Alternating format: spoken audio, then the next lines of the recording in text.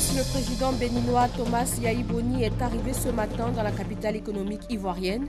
Il a été accueilli à l'aéroport par son homologue ivoirien et les deux présidents ont eu un tête-à-tête.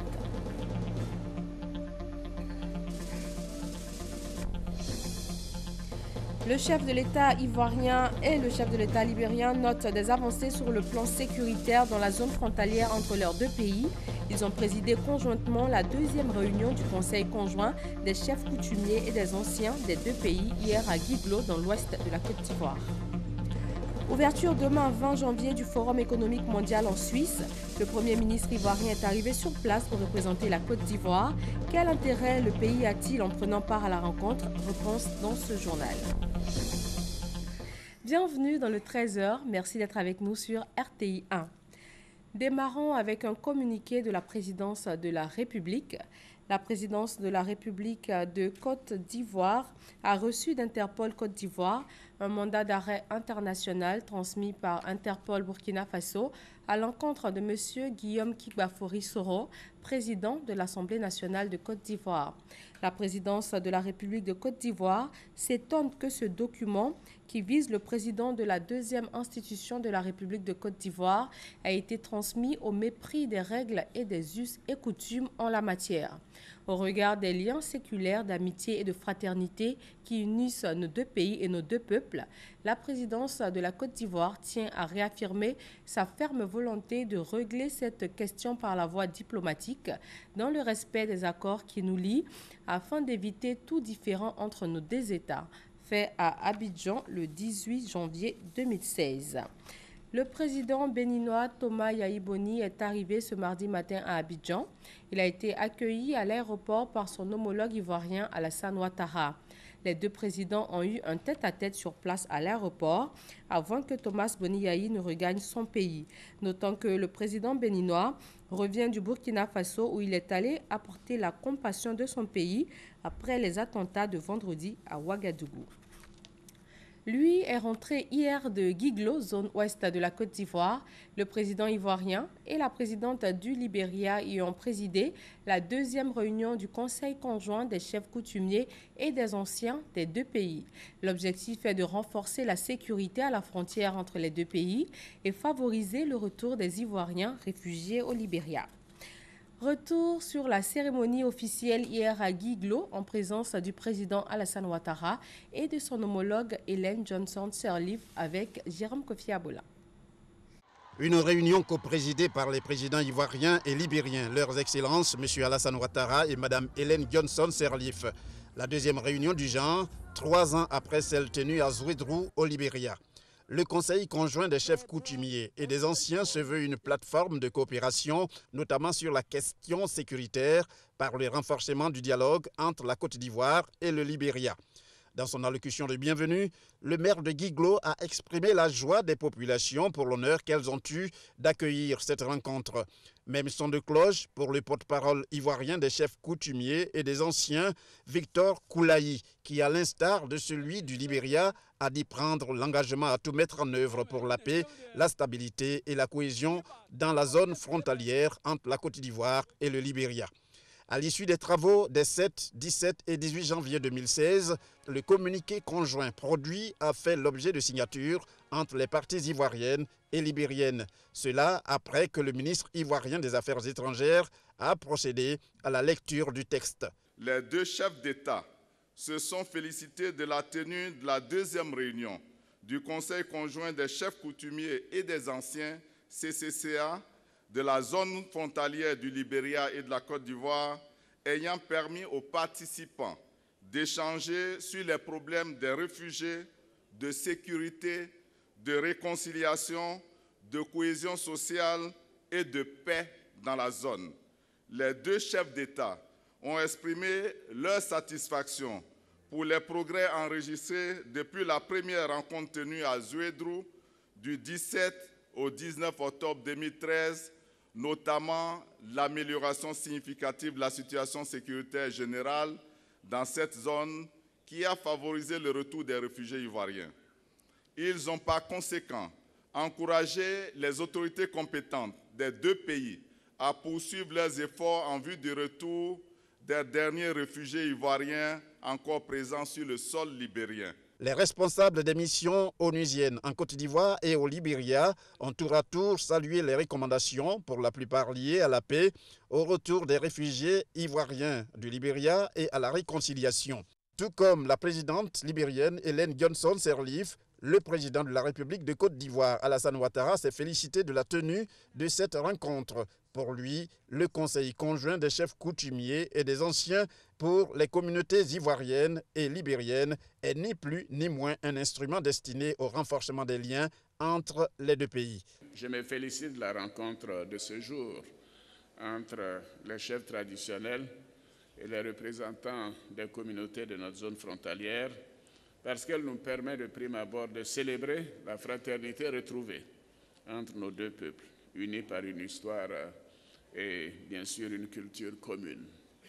Elle nous offre également l'opportunité en tant que dirigeants politiques de renforcer les liens de coopération qui unissent la Côte d'Ivoire et le Libéria en vue de garantir une paix et une stabilité durable, gage d'un développement harmonieux pour le bien-être de nos populations.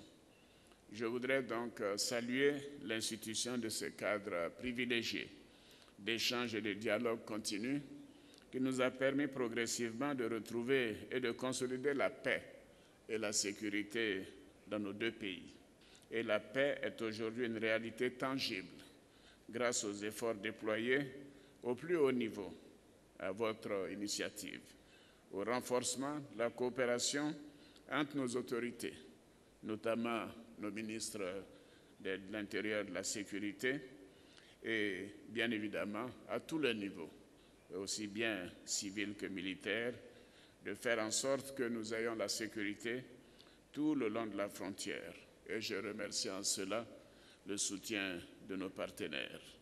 Je voudrais ici saluer l'assistance inestimable des deux opérations des Nations Unies, l'ONUCI en Côte d'Ivoire et la MINUL au Libéria, qui nous appuient sans réserve dans les efforts de stabilisation de la situation sécuritaire et de reconstruction, mais également dans le domaine de la consolidation de la paix et de la réconciliation.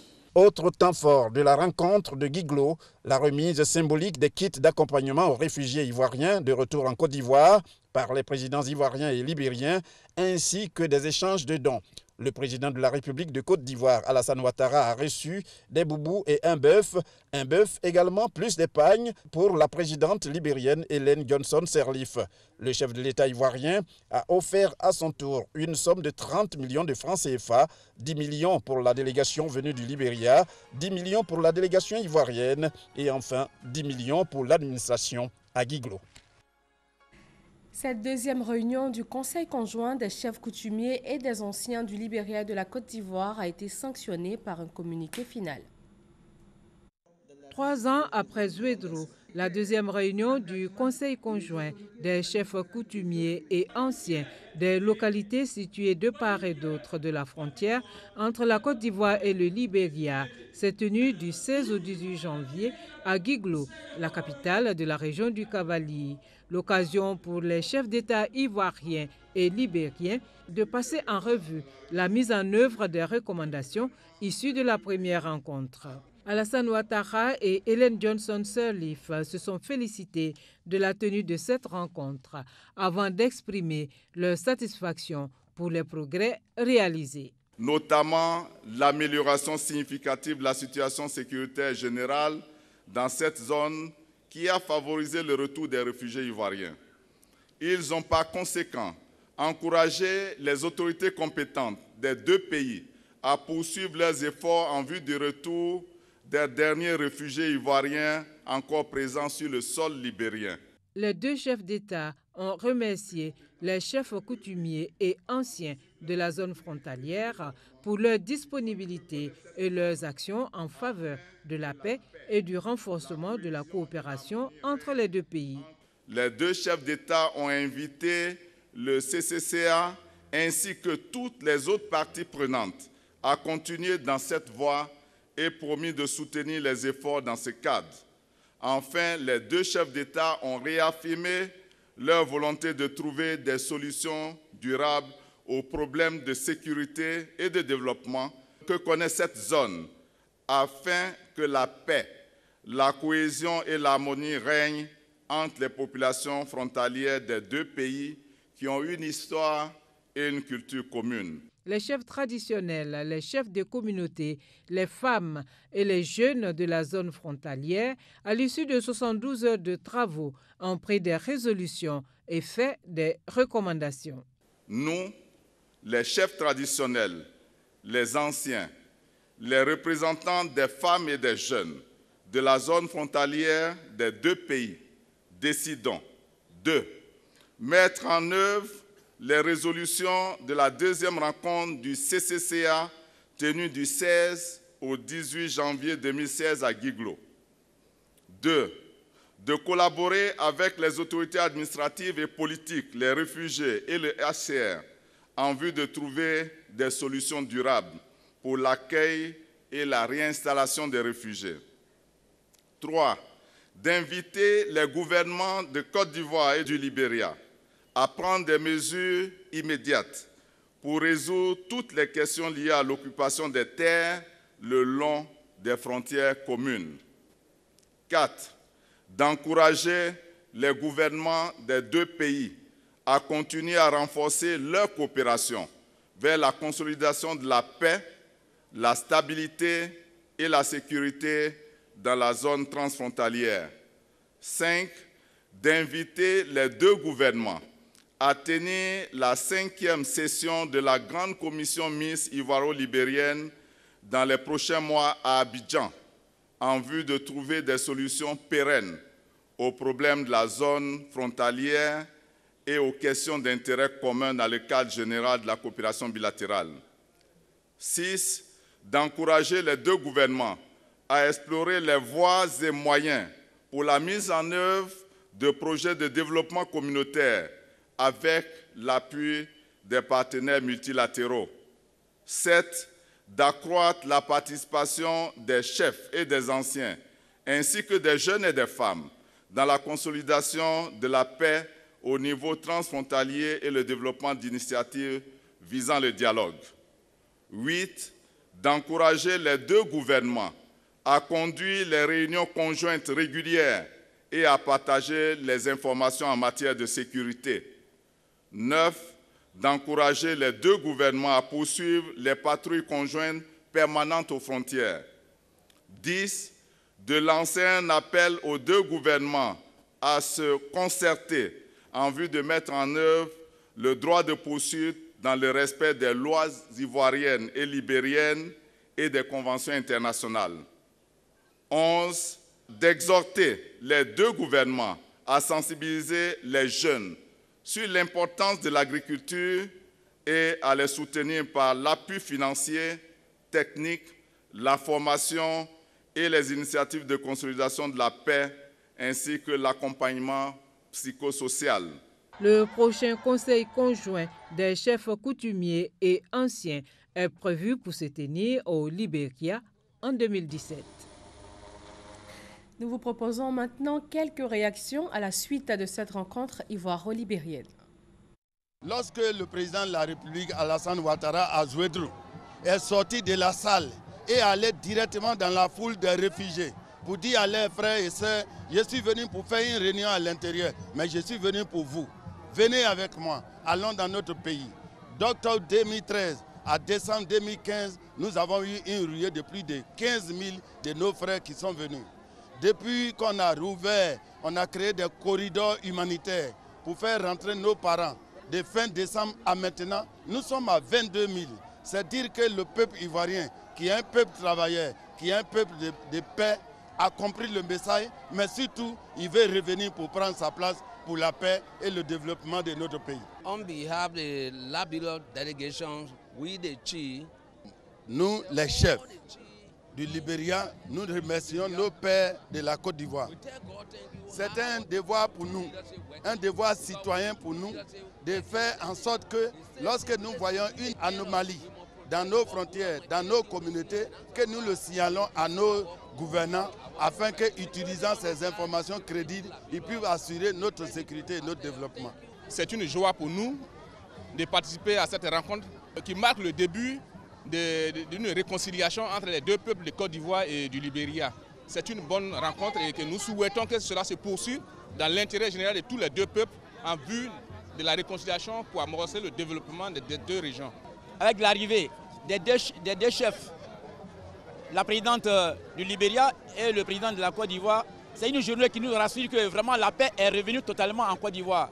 Et d'ailleurs, je remercie le président Alassane qui a toujours travaillé pour la Côte d'Ivoire et qui a pensé aussi à la chefferie traditionnelle de la Côte d'Ivoire. On est vraiment heureux. Avant, en 2010, vraiment, on a eu des problèmes. On ne peut pas s'en sortir. Maintenant, aujourd'hui, on est heureux. On a la joie. Merci. Mon âme est dans la joie. Et je crois que tous les participants sont dans la joie parce que vraiment nous sommes comblés. Nous avons tous senti que nous avons besoin, n'est-ce pas, de cette paix-là. Nous avons besoin, n'est-ce pas, de cette cohésion sociale-là pour que vraiment il y ait une réunification entre les pays frontaliers et nous. Bon, en tant que femmes, nous entendons nos enfants qui sont encore au Libéria, qui résistent encore au Libéria, qui refusent de rentrer. Nous leur demandons pardon de revenir parce qu'il y a la sécurité. Voilà pour le chapitre consacré à cette rencontre entre la Côte d'Ivoire et le Libéria. Le Forum économique mondial se tient du 20 au 23 janvier en Suisse. Le Premier ministre ivoirien va représenter la Côte d'Ivoire à ce rendez-vous de l'intelligentsia économique planétaire. Quel intérêt pour la Côte d'Ivoire de prendre part à la rencontre? La réponse de notre envoyé spécial en Suisse, Alexis Ouedraogo. Il s'envole pour le Forum économique mondial. Un agenda surbooké sous les bras, le Premier ministre aura des panels à tenir, mais surtout des investisseurs à ramener. Ça permet à la Côte d'Ivoire de rencontrer des partenaires, à la fois publics et surtout privés, de façon donc à développer nos échanges et appeler le secteur privé à investir en Côte d'Ivoire. Le Forum économique mondial, un signe fort du repositionnement du pays sur la scène internationale. Parmi les sujets qui y seront abordés, celui de la sécurité en Afrique, plus que jamais d'actualité face à la montée du terrorisme. Ce qu'on demande, c'est que les pays développés appuient donc nos pays, singulièrement donc les associations sous-régionales, avec de la logistique, puisque c'est des moyens donc importants pour transporter donc les troupes d'un endroit à l'autre, et les moyens de communication. Une cinquantaine de chefs d'État sont attendus pour ce rassemblement annuel qui verra la participation d'environ 1500 chefs d'entreprise. Pour cette 46e édition, le thème retenu, la 4e révolution industrielle, celle de l'économie numérique. Au-delà du thème directeur, le forum de Davos est avant tout un lieu de rencontre informelle. Les pays viennent y vendre ou essayer de faire financer des projets importants. Lancement du projet d'aménagement de la baie de Cocody. Estimé à 11 milliards de nos francs, les travaux vont durer 9 mois et à terme, il est question de résorber les problèmes d'inondation et surtout de rendre la circulation plus fluide dans la zone. Michel Mambo. Carrefour de l'Indénié, spectacle de désolation en période pluvieuse. Que de péripéties pour résoudre l'épineux problème d'inondation dans la zone. Soutenu par le Royaume du Maroc, le gouvernement ivoirien prend de nouveau le pari. Le Premier ministre Daniel Kablan-Duncan lance ce lundi le projet de sauvegarde et d'assainissement de la baie de Cocody. Cette cérémonie constitue l'expression du respect de deux grands engagements.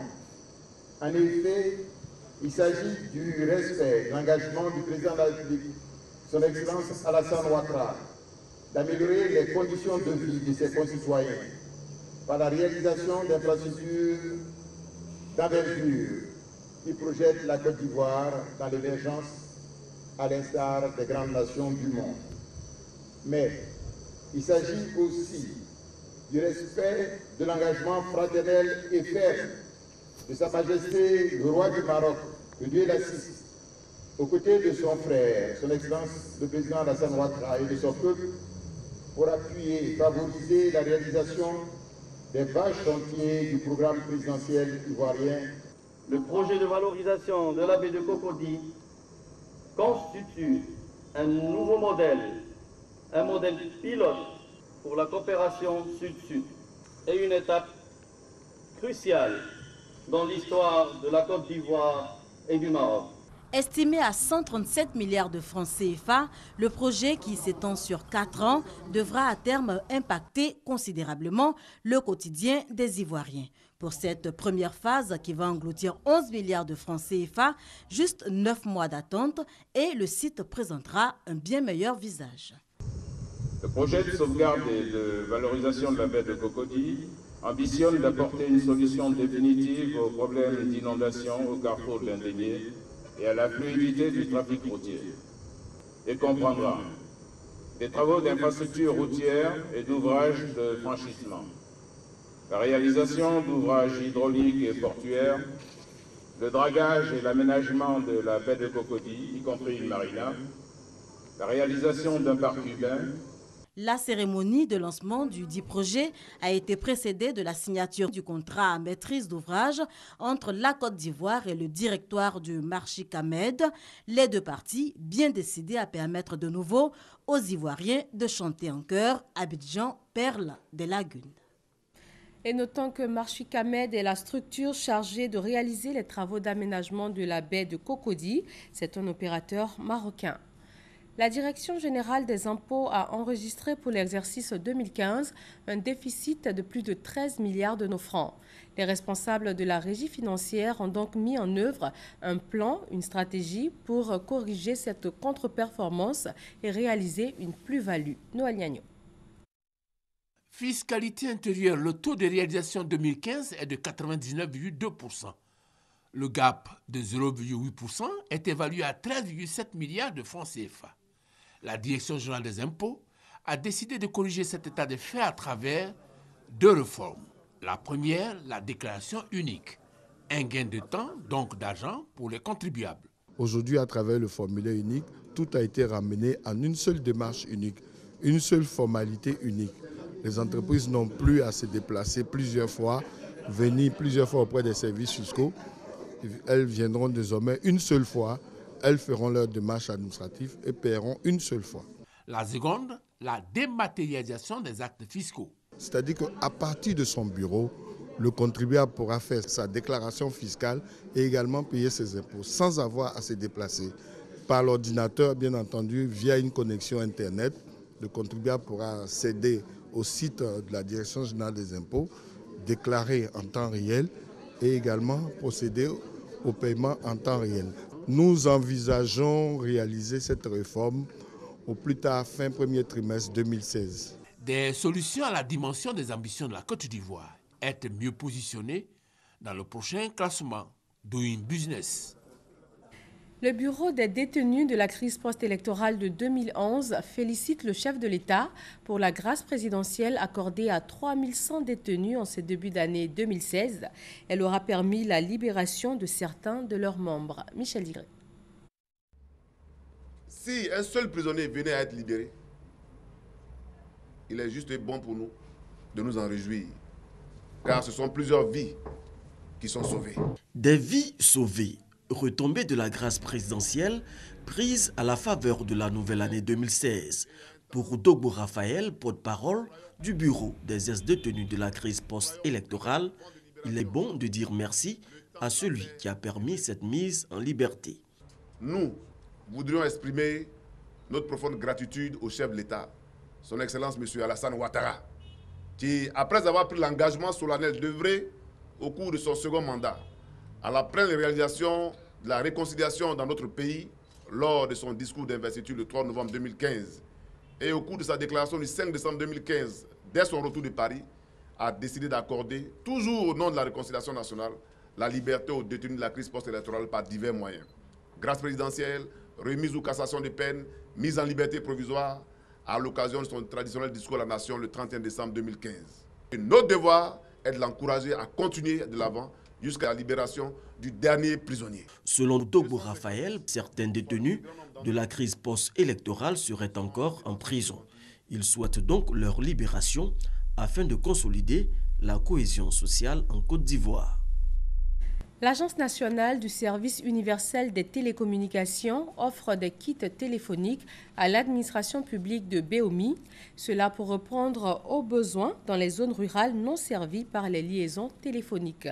Le reportage de Hassan Khan, commenté par Kader Segodego. Nous sommes dans les locaux de la sous-préfecture de Béoumi.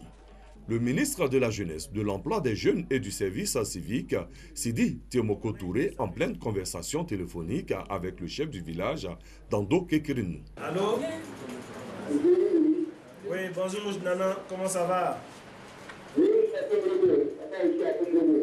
d'accord, Nana, c'est le ministre Sidi Touré. Voilà, donc on est en train de faire le test de connexion. Vous m'entendez très bien? Il s'ensuit celle avec le chef du village de Kondokro. La liaison téléphonique est parfaite et c'est réussi des appels téléphoniques fixes sans fil dans la localité de Béoumi. Une initiative de l'Agence nationale du service universel des télécommunications ANSUD. Ce projet répond aux besoins des populations, des entreprises et des administrations dans les zones rurales non servies par la liaison téléphonique. Une occasion pour cette structure d'offrir des kits téléphoniques à l'administration de Béoumi. Le ministre salue cette initiative. Il souligne l'importance pour le gouvernement de développer le réseau téléphonique sur toute l'étendue du territoire national. Comme vous le savez, l'information et les connaissances sont devenues des ressources stratégiques, de véritables leviers de la croissance et du développement économique, social, culturel, et ce, à travers tous les pays du monde. En marge de la remise de kits téléphoniques, le ministre Sidi Temoko Touré, fils de Béoumi, a présenté ses vœux du nouvel an à la population de la localité. Kofi Amonkro, c'est dans le département de Prikro, sert d'incubateur pour une expérience de transformation de la pomme d'anacarde. Cette expérimentation va concerner une production de plus de 18 000 tonnes. Soro Corona, Charles Tatou. Du vin, du champagne, du jus, de la liqueur, du tourteau, de l'aloco et des aliments pour bébés. Ces produits, tous dérivés de la pomme de l'anacarde, sont en expérimentation dans la sous-préfecture de Kofi Amonkro. Lorsque vous prenez la pomme, vous avez le jus. Ce jus-là, si vous le laissez pendant un certain temps, il fermente. En fermentant, vous pouvez avoir soit du vinaigre. Si vous continuez à fermenter, vous pouvez avoir du vin, vous pouvez ainsi de suite. Aujourd'hui, nous décidons soit de faire de l'alcool ou nous décidons de faire du vin. Le produit lui-même, en tant que tel, c'est-à-dire vin, nous allons le faire maintenant. Nous faisons des échantillons pour dire à nos gouvernants, nous pouvons faire du vin avec l'anacarde. On leur apporte la preuve. Cette expérimentation va concerner plus de 150 hectares d'anacarde pour une production annuelle estimée à plus de 18 000 tonnes de pommes. Les premiers produits sortis de ces champs, à savoir la liqueur, le jus et l'aloco, sont déjà appréciés. C'est du jus nature, ça a bon goût. L'aloco, à partir de la pomme d'anacarde, est parfaitement comestible. Dans des régions où il n'y a pas de bananes, on peut, en tout cas, très raisonnablement consommer l'aloco à partir de la pomme d'anacarde. Je mange encore et c'est très bon. Outre ces produits dérivés de la pomme de l'anacarde, la coque de la noix de cajou sert à la fabrication de plusieurs lubrifiants. Vous avez la coque. Dans la coque, il y a ce qu'on appelle le baume. Ce baume, une fois extrait et raffiné selon le type de raffinage, vous obtenez les lubrifiants des avions. Ils brûlent autant que le bois, autant que le charbon. Donc on peut produire de l'électricité avec. Depuis la campagne 2014-2015, la Côte d'Ivoire est désormais le premier producteur mondial de l'anacarde avec plus de 600 000 tonnes qui représentent seulement 10% du fruit de l'anacardier. Plus de 5 400 000 tonnes de pommes sont rejetées.